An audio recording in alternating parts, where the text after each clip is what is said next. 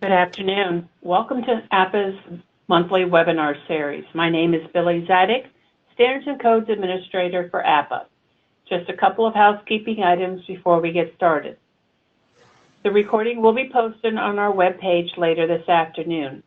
You will receive a follow-up email tomorrow with a link to the webpage where all webinar recordings are housed, as well as a link to our upcoming webinars. We have webinars planned out through December and are open for registration. All attendees are in listen-only mode. Please type your questions in the chat box and they will be answered in the order they are received during the Q&A session at the end of the presentation. If we run out of time and we still have questions, responses will be sent directly to the person asking the question by the presenter. AIA and professional continuing education credits are being offered. Please send me an email at billie, B-I-L-L-I-E, @apa.org to request a certificate if you did not indicate you wanted one when you register. Also, if you have more than one person attending the session from a central location, please contact me so everyone gets credit for attending. At this time, it is my pleasure to turn this over to Ryan Buchholz, Facilities Business Manager and Director of Sustainability at the University of Alaska, Anchorage. Take it away, Ryan. All right, thank you, Billy, and thank you, everyone. And one minor correction, since I was scheduled for this webinar, my title has changed, and I'm now the Deputy Director of Facilities here at the Anchorage campus. And for the purposes of this presentation, I was also the Incident Commander for University of Alaska Anchorage's response and recovery from our 7.1 earthquake. Now we're coming up on just under a year from the time that the earthquake hit. It was November 30 of last year when the earth shook under us and required a campus closure and quick response with about a week before finals. So this presentation is going to walk through our story on how we approached the problem, as well as key lessons learned that we're hoping our colleagues across the industry can incorporate into your own planning on your individual locations. So a few quick facts about UAA. We're a metropolitan comprehensive university. We have everything from associate's degrees and occupational certificates up through PhDs. We have several campuses. Our main campus is in Anchorage, has 65 buildings and 3.2 million gross square feet. And we have about 5 regional satellite campuses. We call them community campuses across South Central Alaska that add an additional approximately 30 buildings and get us up to 3.6 million gross square feet. Our student headcount is 13,700, in the neighborhood of that in Anchorage. Overall, across all our satellite campuses, we have just north of 17,000 students.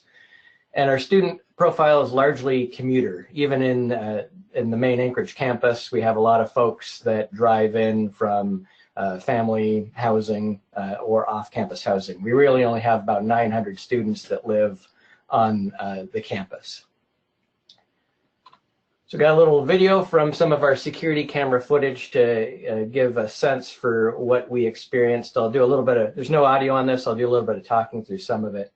This first building is our Alaska Airlines Center, which is home of our athletics, and is also in our planning for our residential campus, supposed to be our alternative location for housing if the dorms were to be rendered unoccupiable.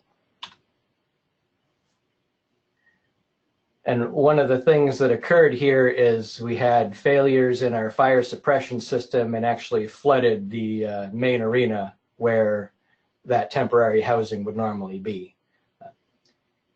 In this video, key thing to notice is all the dust that's coming out from the ceiling grid. One of the issues that we spent a lot of time working during our period of closure, as well as the period after, is dealing with residual dust across the campus.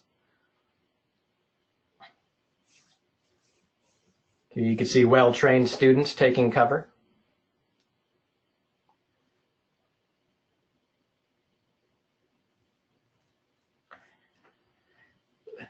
This shot is in our executive suite.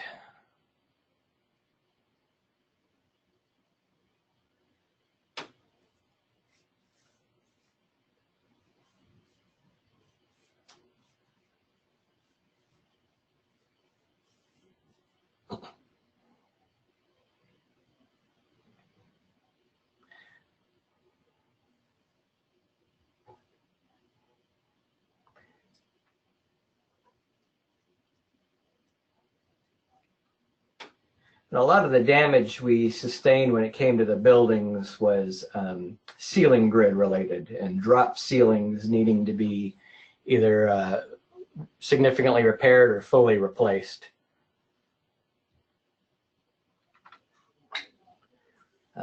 So the way we'll lay this out, I'm going to do a brief overview of sort of the regional impact, as well as give you all a sense of scale for Alaska and our region, how we managed our response, how we put it all back together, and steps that we're taking to make sure that the next time we have either an earthquake or other type of disaster, that we do it better.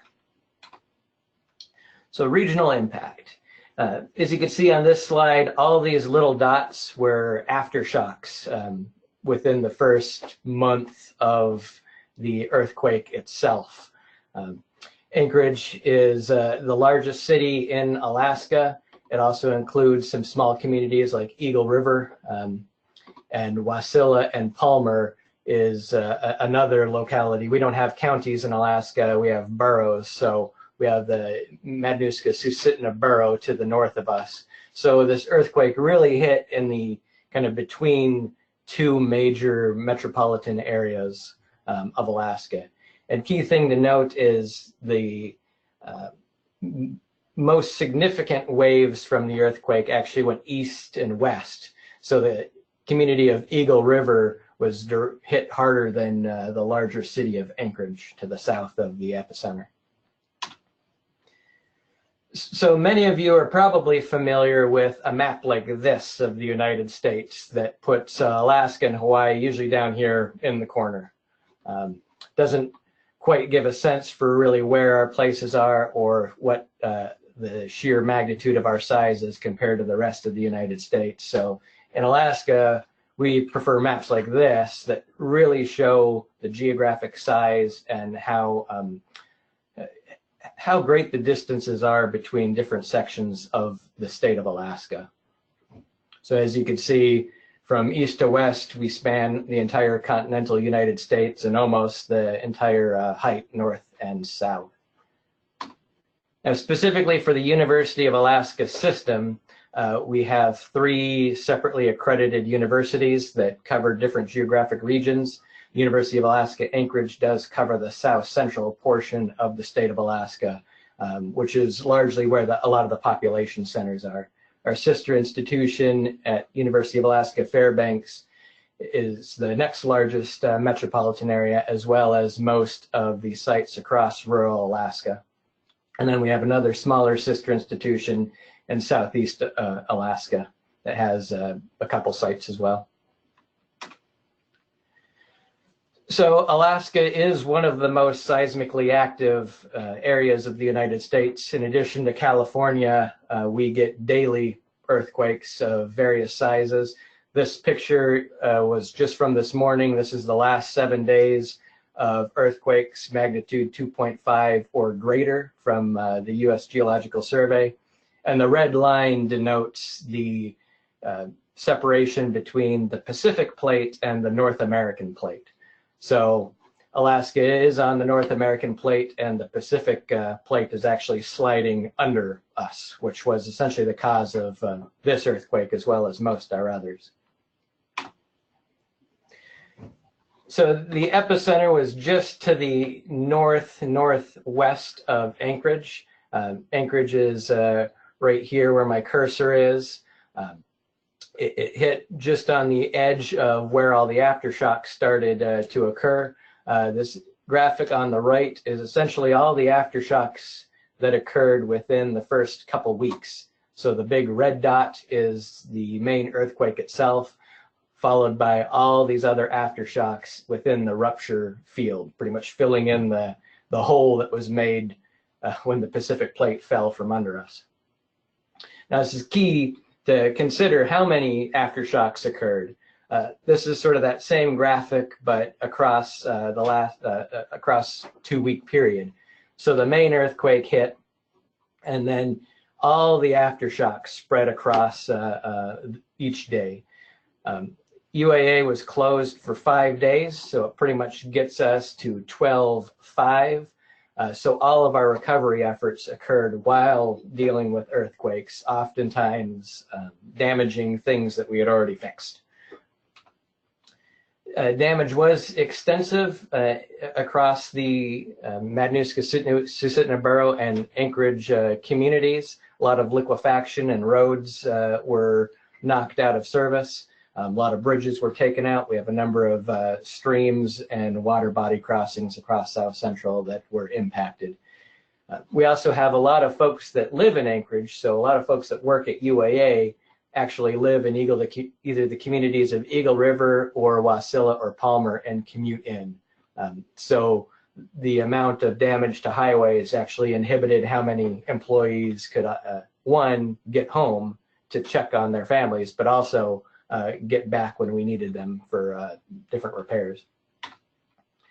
We were generally on our own. Our municipal and state emergency operations centers were very stretched thin, and all our planning exercises pretty much knew that our Anchorage Fire Department response was going to be, we were on our own unless the building was burning, and we certainly felt that. So key dates: November 30 is when the earthquake occurred. December 3 to 8, so the following week was our last week of instruction, followed immediately by our finals week, and then as follows finals is our various graduation ceremonies. So we had a pretty tight timeline to get it all back. So on to managing the response. The picture of this conference room I want to highlight, we don't have a standing emergency operations center on the Anchorage campus. This conference room is actually where we would set up what we call the EOC in a bag. And as you can tell by the image, it wasn't really fit to be used for that purpose. So something like that did slow our overall management response.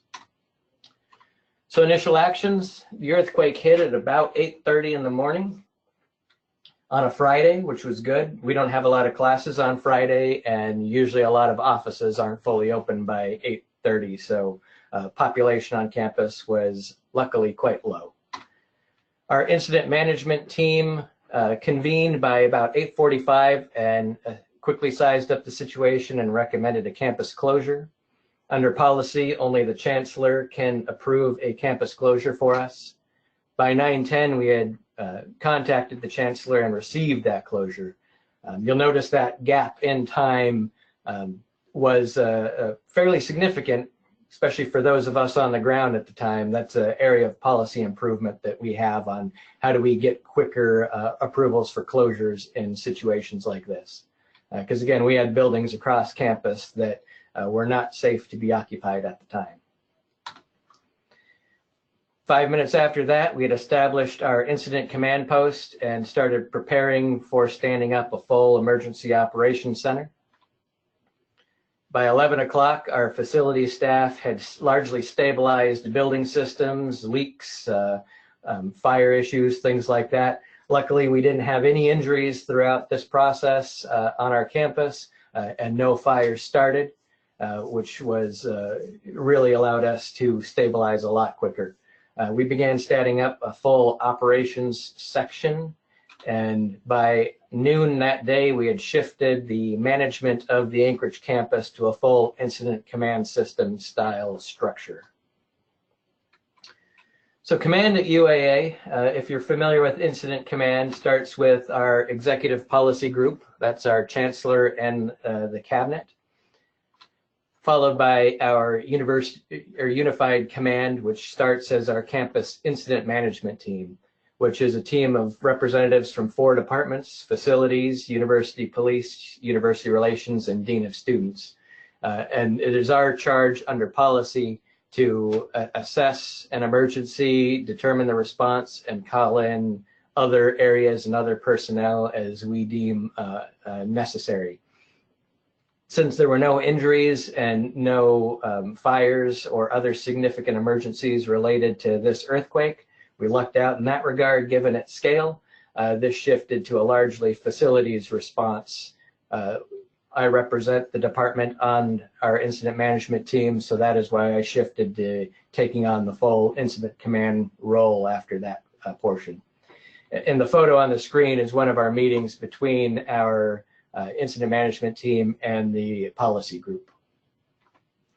We also had an incident manager that was normally our emergency manager who helps on our planning side, helped oversee the overall response when you factor in some of our outlying community campuses, as well as just general knowledge and situational awareness of what was happening with logistics, roads, things of that nature.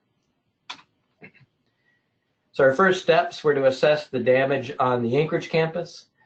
We had another team working specifically on the residential campus between our housing and residence life staff, who are very well trained on the needs of that residential community. They had largely been delegated response and then worked with the main incident command as required.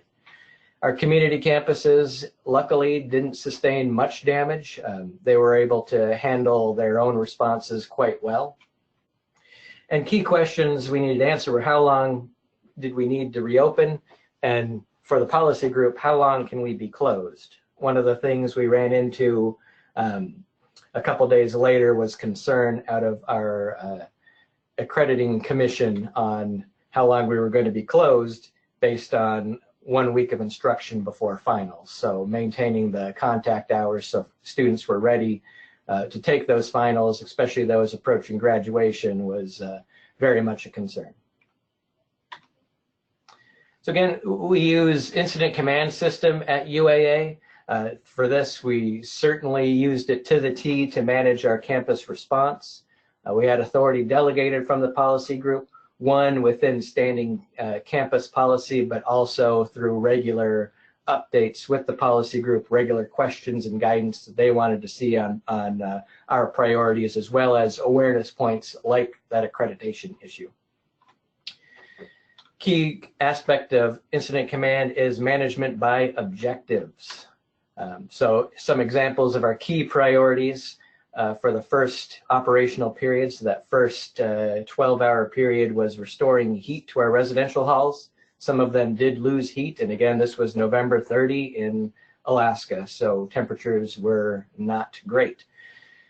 We had fire suppression systems as well as fire alarm systems out in many buildings, so we needed to get those back in action, and where we could not, we needed to establish a schedule of staff to do fire watch over the night, as well as beginning our full building assessments. What damage needs to be addressed, what buildings can be returned to service in time for classes.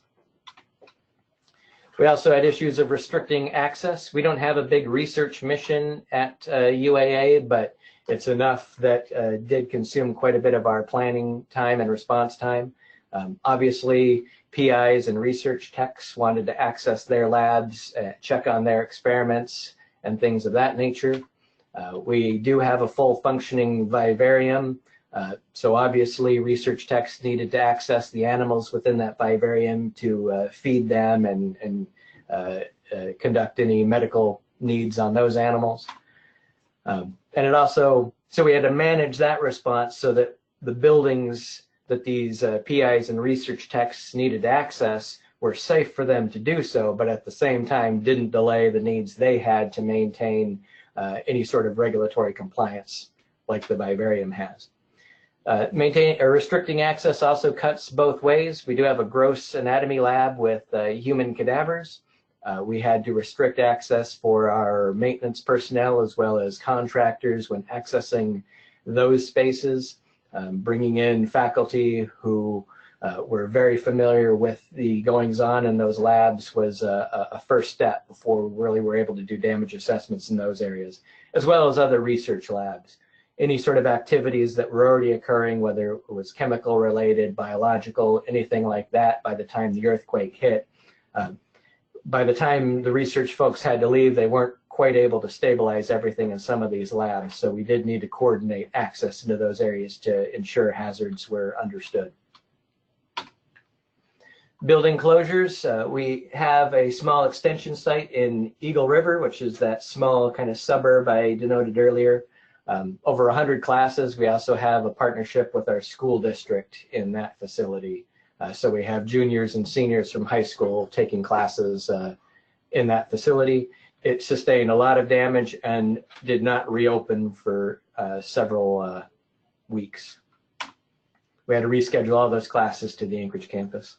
Our health sciences building was also a building we were very concerned about being returned to full service by the time finals needed to occur, which was a big issue. There's a lot of specialized labs and equipment in that building, so you can't just stand up some of these hands-on labs in other locations quite as easily. And we also had significant issues with elevators and ADA access, and we had to relocate several dozen classes from buildings where the elevators were not able to be returned to service in time for finals week or the campus reopening. And a key note for everyone on the call is what we learned is you can't rely on who your disability support services personnel know have access issues. We had a number of classes where students who just didn't want to report their mobility issues to our disability support services, didn't want to engage those services, were not on any of our lists of known classes to reschedule. So there was a little bit of backtracking that had to be done in order to help relocate those classes as soon as we knew those issues were present. So community communications, our first communications on campus closure went out on every medium we could, phone, text, email. Here's a photo of a screen alert that popped up on all devices connected to the university network, as well as text alerts. Ongoing communications through text message, email, website, and daily videos from our chancellor. So here's an example of a tweet that went out with a video from our chancellor doing an update in our library. We actually got a number of complaints that we were over communicating, which if you're going to get complaints on communication, I recommend that be the complaint you receive. Issues that we ran into, even though we were sending notes out through all these different communication methods, we didn't really have one central place where we were consolidating all of that. And we also learned that a lot of our federal and state partners can't access Facebook and Twitter, so they weren't getting a lot of our messages. They didn't need them at the time, but they were certainly curious on what our response was looking like, and they were not able to see some of those. We also experienced a lot of text delays. So you can see in the example of this text message, we didn't put a timestamp in there or a 1 of 3 kind of note within that message. That led to a lot of confusion for our campus community on, are they supposed to shelter in place? Are they supposed to leave campus? Things of that nature. So that is a key area of improvement that we identified, and strongly encourage you all, as you're looking at notifications during a crisis, include a timestamp at the very least, just so that your users across different cell carriers can understand if they're getting messages out of sequence. So our response communications, our telecom was up. We did not lose power and we did not lose our data, which was actually pretty remarkable.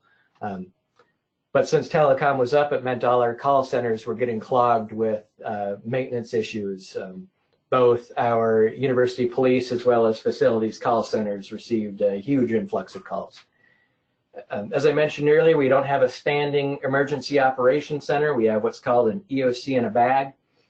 That means we have to plug in a network switch, which connects, takes several minutes to connect, and then allows multiple phone lines to be connected into that switch. So all the phone lines in our emergency operations plan for folks to call in intel or anything related to incident command positions were not in place for quite some time until we were able to establish that EOC get those phones operational. We also had our facilities radio channels packed. Obviously, as maintenance personnel are checking on mechanical rooms, classrooms, labs, there was a lot of cross communication on updates and things of that nature. We have multiple channels, but we really only use one on a daily basis, and I think because of that, we didn't quite think to change channels across different parts of campus to help streamline that. So that was another area of improvement we identified. Communication obviously improved as we stabilized the buildings, as the campus closure notifications went out and folks started to leave campus. Fewer calls came in as we stood up our full operations section. That helped streamline a lot of the updates. What we ended up doing was implementing daily briefings 3 times a day for all of the different response groups. So whether they were the maintenance staff here on a daily basis or the executive policy group, we were doing some form of daily 3 times a day updates. So putting it all back together. This photo on the left is from our Chugiak Eagle River campus, which is not owned by UAA. It's actually a leased property. And that's one reason why the response to that building was slower. We couldn't control the repair work in that facility, as well as our Vice Chancellor's office, a bathroom, and part of our library. We had different types of damage all across campus. So our response teams, again, we had our incident command folks in our policy group. We also have what we call PDAT teams, so post-disaster damage assessment teams. These are maintenance personnel that are trained to do a quick assessment of a building. Is this building safe for maintenance personnel or contractors to move into to begin repair work? It's not, is it safe for occupancy? It's, is it safe for those trained personnel to go within? And then they would list the building: red for no, it needs structural assessment; yellow for if there's a question, we need some further assessment; or green for it is safe for crews to operate in. We also have employees trained in community emergency response, that's CERT. A number of our housing and res life staff are trained in this, so they were able to immediately respond to issues within our residential community, as well as a number of employees on the main campus that are also trained that were able to help get folks out of the building safely. We also had our university police and facilities personnel, as well as contract specialists. So day one was really establishing a common operating picture. Standing up that operations section and establishing those regular briefing times was essential to doing that. And also changed our usual process for maintenance and operations. And normally, all our different trade shops are siloed in their different activities on a daily basis. And this practice required bringing everyone in at once, hearing what all the different trades are working on, what buildings have different types of damage, what kind of support is needed, and who is going to assess those and do the repair work. So that was a quick change that we needed to do, and really helped create that awareness across all of our personnel on where the focus needed to be. We also had to get those PDAT teams moving. Again, those are also maintenance personnel, so that pulled key trades away from the repair work to do that size up and assessment. And where needed, we had to bring in some structural engineers to do further assessment. We don't have any on staff. We have some structural engineers in our College of Engineering that were able to assist, as well as a number of private sector partners that we had term arrangements with that were here on day one to assist. So key challenges is we're really getting an understanding of how bad the damage was and where we really needed to focus either our personnel or bring on some contract assistance. We also had to focus very much on keeping it human. As I mentioned, a lot of our staff live in the community of Eagle River, which is a suburb of Anchorage, and was directly in the line of some of the more significant waves from the earthquake. So we had our own staff within the facilities department that had damaged homes or homes that they actually couldn't even continue to stay in. In addition to that, just folks who had damage in their homes that they needed to resolve before they could really put their time and energy here. So even though we enacted parts of our collective bargaining agreement for everyone to be present, we still had to understand the human side of this. And that is something you don't really, in our exercises, we didn't quite think about until we were in the moment. As well as key things on keeping folks fed. We had, our operational periods were roughly 10 hours long, and we had a number of staff who chose to work, additional hours, either, 12 to 14 hours to really try to get some of this work done. So making sure they were taken care of was a top priority for management. So day 2, on our resources and readiness projections, this is really when we started hitting our stride on the daily briefings, getting an understanding from to the operations team on what the incident management team and the incident command objectives were for the day, what kind of resources were going to be needed to accomplish those objectives, as well as what are the other things we need to look at. If we can accomplish all these objectives, what's next on the agenda to accomplish? As well as just really getting a good understanding of where resource concerns were.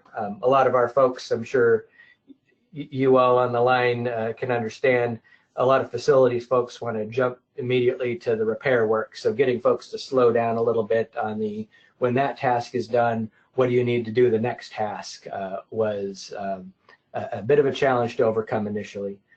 These are some photos of some impromptu status boards we created on the fly. We hadn't really envisioned a system like this in any of our tabletops before, but this is something that we're actually going to institute further so that when an earthquake hits or any other type of disaster, we have a list of all of our buildings, key building systems that we can instantly shift to do status checks on instead of having to quickly kind of doodle it out on a whiteboard. So challenges, extremely small crew. The central facilities team has only about 60 people in it. We rely on a lot of contract assistance for specialties as well as custodial. So between our crew and theirs, we had maybe at most 100 people on campus at any given time to help put it all back together. Since Alaska is fairly distant from the rest of the United States, one of our concerns is very much logistics and supplies. So did we even have enough gasoline on our tanks on campus in order to keep our own fleet going for the recovery? This was November and December. Anchorage doesn't get a lot of snow, but we get a lot of freezing rain. And wouldn't you know it, we had several freezing rain events during the course of our recovery effort, and quickly burned through our stocks of sand and gravel on campus. At the same time, one of the main vendors for sand and gravel in the Anchorage area had their equipment break, so they were unable to provide more sand and gravel. So this became a significant issue for the safety of our staff as well as contractors working on campus, moving very quickly between buildings in order to get the repair work done. And then again, on the aftershocks point, as I pointed out before, we had hundreds of aftershocks a day. So there was significant concern about the safety of our crews while out in buildings with, say, ceiling grids that still weren't fully stabilized, and making sure that they had the PPE they needed as well as the awareness they needed to work safely in those areas. On a day-to-day basis, our folks don't normally wear hard hats, but that became common practice for this situation. We actually had a number of aftershocks damage something that had just been repaired just based on their magnitude. So then we had to go back and do some rework. Day 3, our response team grew. This image is a inspection form that we didn't have before. We created on the fly so that we could give to our non-skilled facilities personnel something that they could do. So shuttle drivers, grounds staff, things of that nature, folks who didn't have the skills or credentials to do HVAC repair, plumbing repair, or even drywall work. We put them to work on inspecting spaces and determining what repair, if any, was needed. This is also the day when we started bringing in private sector partners, a number of term construction contractors to assist with work that our folks couldn't do, anything that was several stories high or things of that nature. We turned over to a contractor to keep our staff moving. Our custodial contract, again, we're fully outsourced on custodial. Luckily, our contract had an emergency response clause, so we were able to make sure we were their top priority in assisting with cleanup and moisture issues. And again, using unskilled labor for assessments. Controlling the recovery and concerns about asbestos-containing material was sort of our main sets of challenges on this day. And then rapid inspection teams, really looking at creating a campus that's ready for staff to return and ready for classes to begin. So our big focus started with classrooms and then shifted to offices. And then we needed to get library staff back in to get books back on the shelves and things of that nature. So preparing for a soft opening, maintaining security of campus and only authorized personnel being on campus was a big challenge around this time, as well as increasing kind of exhaustion of our employees. So soft opening is not something we had envisioned before in any of our tabletops, but we're able to create a good process on the fly. On day 4, we allowed employees for buildings we listed in green status to return to work to begin cleaning up their areas and preparing for students. 2 requirements where they had to attend a safety briefing on safe entry, as well as things they either should report to facilities because we don't know about them, or things that to ignore. Don't bother us with those issues at this time. We updated the list of buildings across day 4, and by the end of the day, we had all buildings in green status that faculty and staff were able to begin doing their individual cleanup for. We had some regulatory compliance issues that came around to this. We have a lot of asbestos-containing materials in our buildings. I'm sure unless you have a brand new campus, you have the same concern. Knowing and communicating the risks was a pretty big issue, not only to our response staff, but also occupants. The amount of dust, as I pointed out in that video that came down, had a lot of just general employees concerned about any asbestos material that would be in the air. So we had a lot of air sampling done across campus. Chemical inventory, we had just gone through an exercise on culling the inventory of chemicals across campus, doing some better labeling on proper storage. That helped immensely throughout this recovery effort. We had just done a big cleanup episodic event, so there were a lot fewer chemicals on campus, but still had some issues related to that. Surplus and disposal of issues, really having departments consider how much materials they need on storage, what's the right way to store it, things of that nature. There were a number of areas where materials came down in office spaces and like vases, glasses, things of that nature. And again, just general housekeeping issues. We had spent several months focused on these 4 areas before the earthquake, which really helped reduce the amount of issues in this area that we had to deal with. But again, we still had a lot of time spent in these 4 areas. Returning to normal. So after day 5, we had reopened. So Wednesday following the earthquake, students were returning to campus. Now what? We had a lot of damaged drywall around campus. Managing expectations on what that means was a big issue. Response team fatigue. Again, a lot of our staff worked 10 to 14 hours a day for 5 days straight. So their exhaustion levels were pretty high. And we were very concerned that they acknowledge that and take some extra time. Setting expectations for other employees returning to work.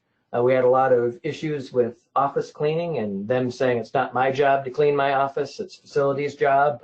So a lot of customer issues and expectations management around that was something that we could and should have put some more time into.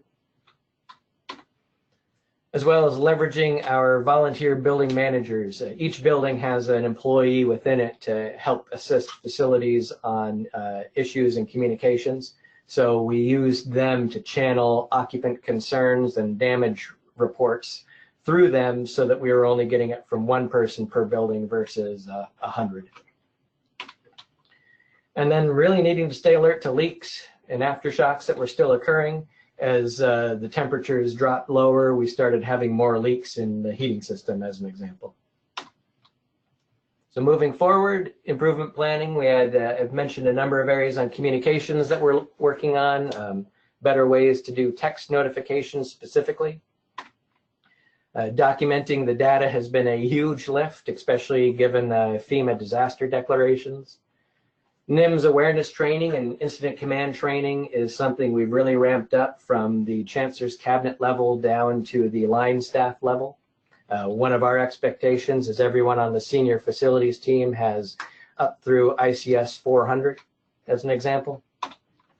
More citizen responder training, whether they're here on campus during the event or at home, making sure that they have the tools and knowledge to assist if there are indeed injuries.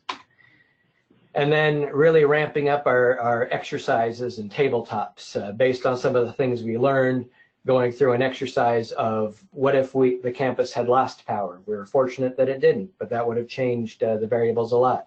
What if it had been midday on Wednesday, which is a class, very student heavy day versus early morning on Friday. Things of that nature to help make sure that if one of those variables were to change, that we're at least prepared mentally to respond. As well as greater training on our lab safety and biohazard hazards. Where are they? Making sure our staff know. Designating more liaisons. We didn't have anyone to send to the state or city emergency operations center. If we had someone who could, some of our intel related to the region would have been a lot better.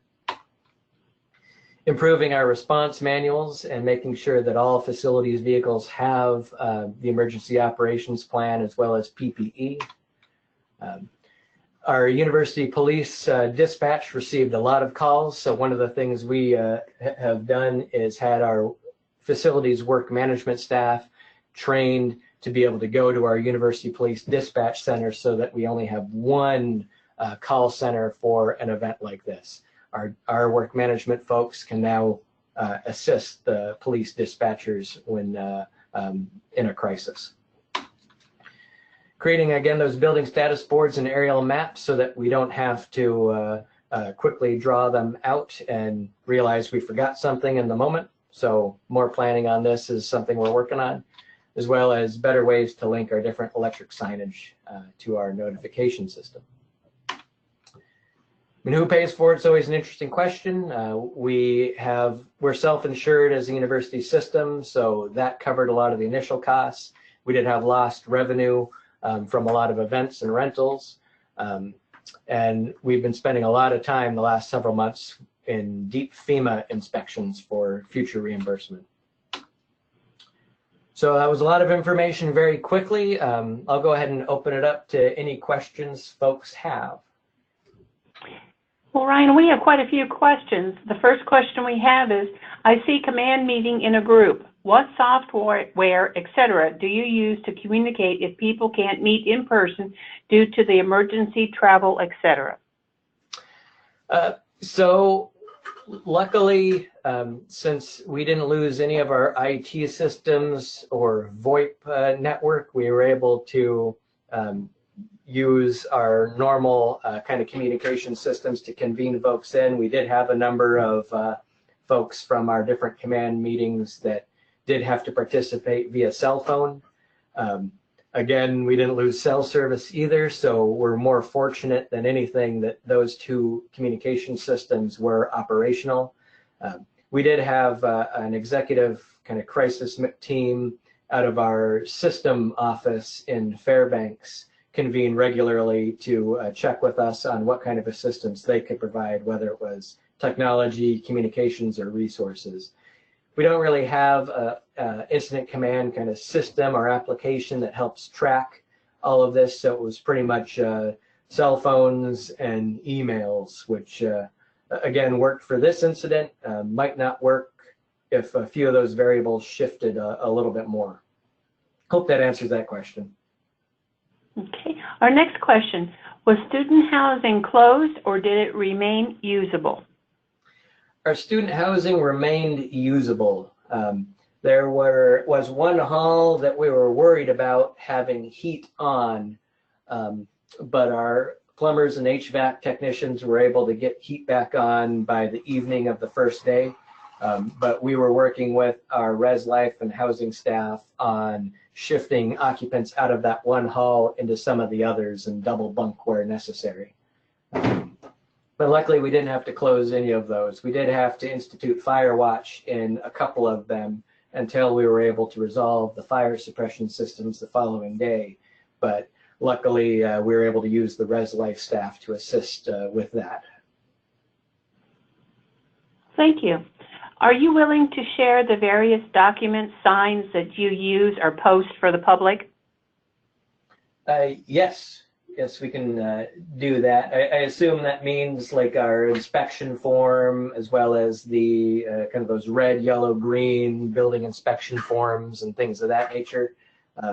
That's definitely something that we can make available. Okay. Our next question, was there damage to the electrical infrastructure? Luckily, no. We did lose power in one building just off campus for a couple hours. It did require a mobile backup generator to be deployed to it, mainly because it's built over an old creek. So if the 7 sump pumps in the basement aren't powered, the basement starts to flood. That was actually a known vulnerability, and one of the things we hadn't gotten around to was the ability to actually tie in a mobile generator to the building. So our electricians did have to fashion one fairly quickly. We also lost power in some of our residence halls for a couple hours, but that was restored by the utility fairly quickly. So we didn't have to deploy any mobile generators to those facilities. We had done an exercise a couple years before, an earthquake exercise in our residential area that included needing to provide backup power to those halls. So we knew we were prepared for that. Okay, thank you. And someone asks, what is your staff size for M&R?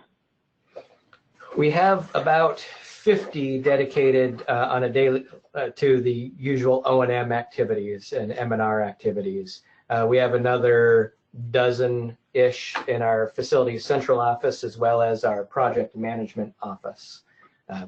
Everything else, when it comes to more specialized kind of needs or additional hands, we have a number of service contractors, as well as term construction contractors that we have to bring it in for just even normal repair activities once it exceeds more than our capability. So we really had to leverage that a lot for this event. There were a number of buildings that we actually just turned over to a contractor to deal with all of the issues within, just for the sake of efficiency on our part. Okay, thank you. How often does your ICS team train? Have you ever trained for earthquakes? Different thing you would do on future tabletops because of this? So our campus incident management team meets on a regular basis, even if we don't have much to talk about, just to maintain the relationships and cohesion, which I can't emphasize enough being key in moments like this. When it comes to ICS training, we have either an offering that our incident manager is coordinating, or one of our partner agencies within South Central Alaska. Usually there's an ICS training every couple months that we're able to share seats with our different public agency partners within. Our emergency manager is one of the only kind of FEMA trainers within the state. So we do lean on him a lot to even adapt some of the normal FEMA curriculum into something that's can be spread across, say, multiple weeks with staff who can't quite designate several days for those trainings. When it comes to exercises, we do at least one tabletop a year. We try to do an exercise, like a full-on exercise, at least every other year. One of the things that we're really focusing on now is sort of taking this earthquake and then changing a couple of the variables. So what if it had been midday on Wednesday when we're at our highest student load? What if we had lost power throughout the municipality of Anchorage? What if we didn't have our telecom systems in order to facilitate that communication? How would we handle those situations? If we did have to really relocate our residential community into another building, how do we do that? Do we have enough pieces of equipment, enough cots, and things of that nature in order to facilitate that? Those are all questions that either we knew before or really came to light here during this incident that are on our list to do a lot of planning and exercises around and really get our minds not only as incident management team or the facilities team, but across the campus involved in this. I would say some of the lessons we learned on the elevator and ADA issues that I cited, we just had to apply in a building that had all the elevators go out just due to a maintenance issue last week. So there were key things that we learned from this disaster that helped us facilitate, unfortunately, something that was a day-to-day kind of maintenance need. So it definitely goes both ways, I think, on the lessons learned and how we can improve on both sides of the equation. Thank you. Our next question is, did dining remain open during this incident? They did. One of the portions of our contract with our dining vendor is their awareness and requirement to ensure that our residential community continues to be fed. That contractor was also used to help provide the food to our response teams.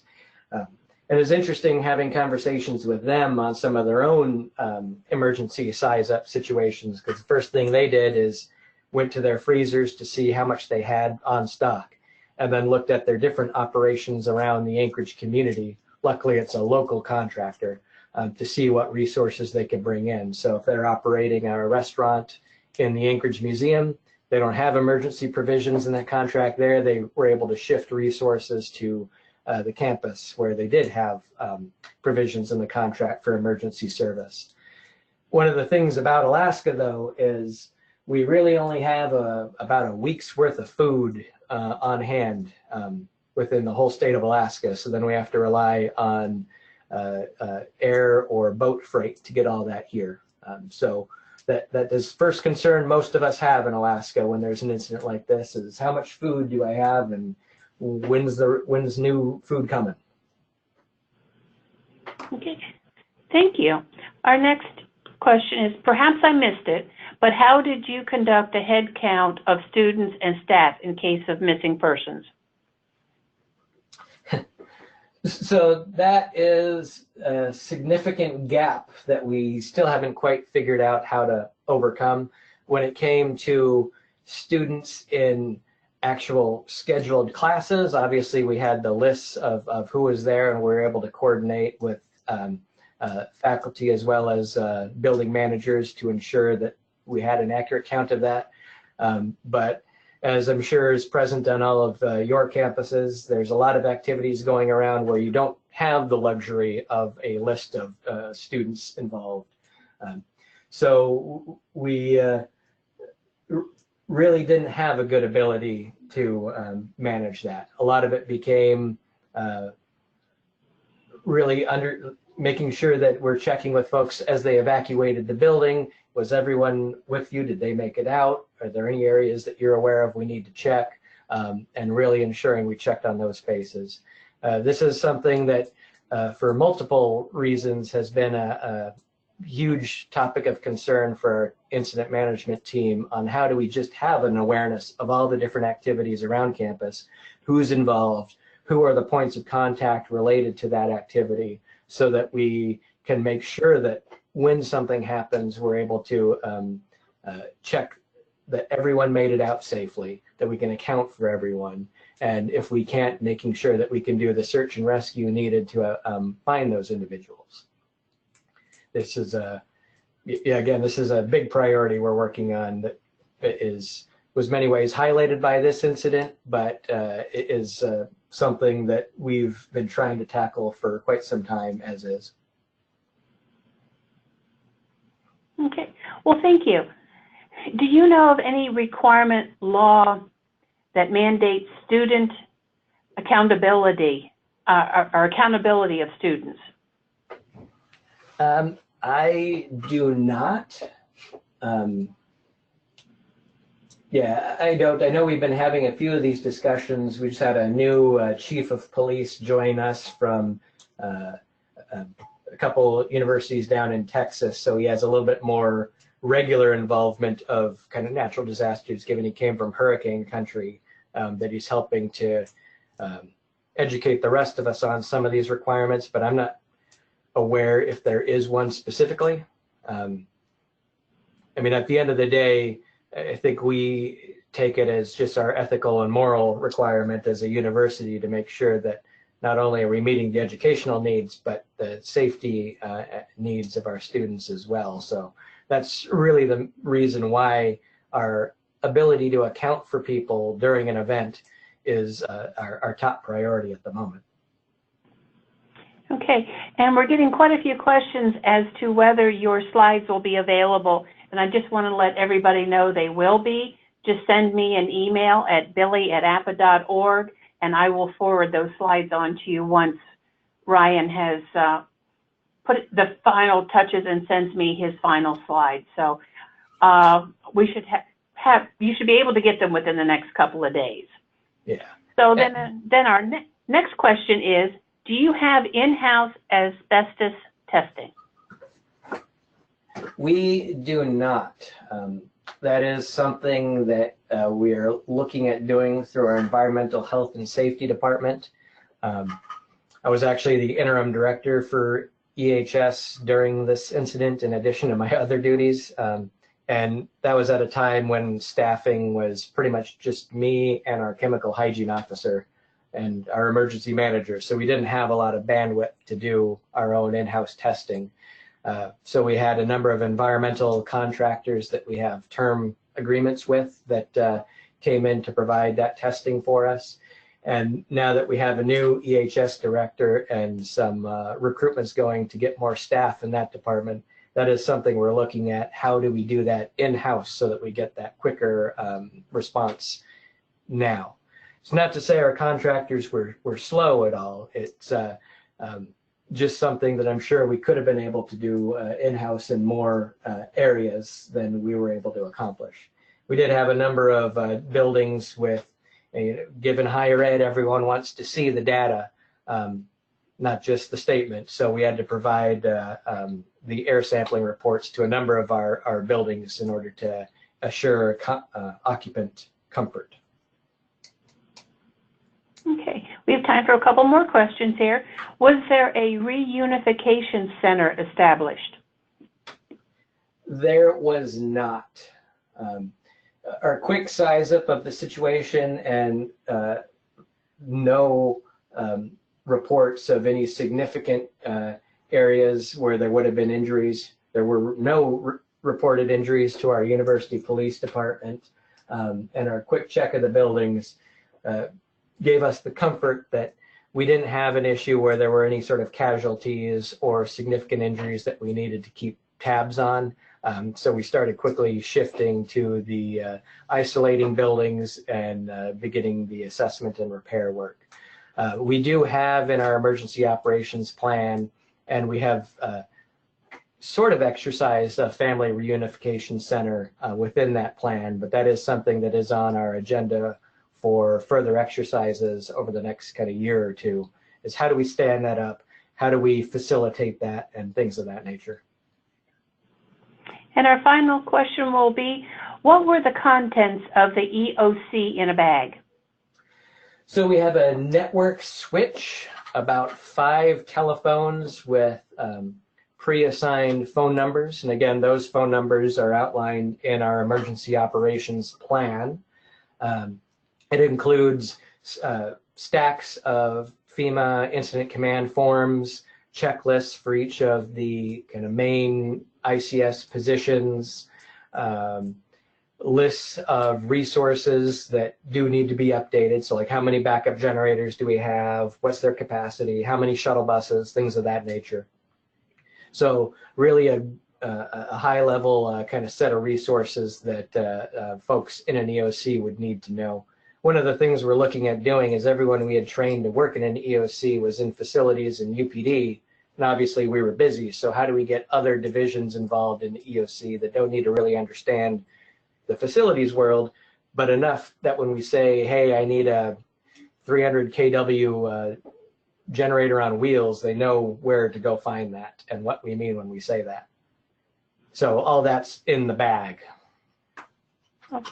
Well, thank you. We have a couple more questions that we just haven't had time to get to, but Ryan will be reaching out to you with an answer. Ryan, I would like to thank you for taking time to do this webinar and to thank our attendees for taking time out of their busy schedules to attend this webinar.